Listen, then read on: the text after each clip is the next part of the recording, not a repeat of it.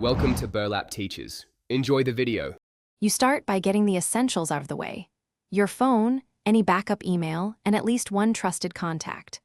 Once logged into Facebook on a browser or the official app, go straight to Settings and then Security and Login.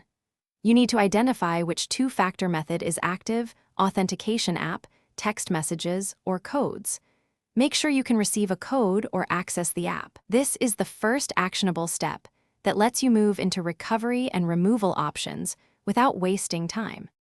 If the authentication app or text codes are unavailable, check whether you previously saved recovery codes.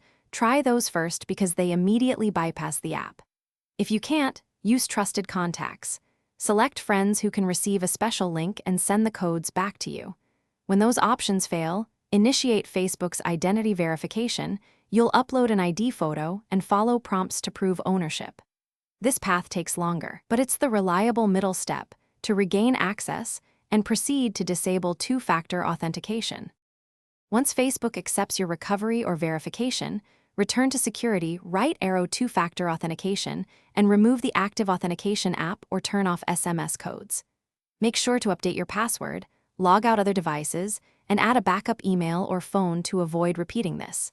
Confirm changes by attempting a fresh login. If something goes wrong, don't panic. Use trusted contacts or reopen the identity verification appeal with clearer ID photos. That tip resolves most lockout cases when automated options fail. Thanks for watching. Consider subscribing if this video helped you.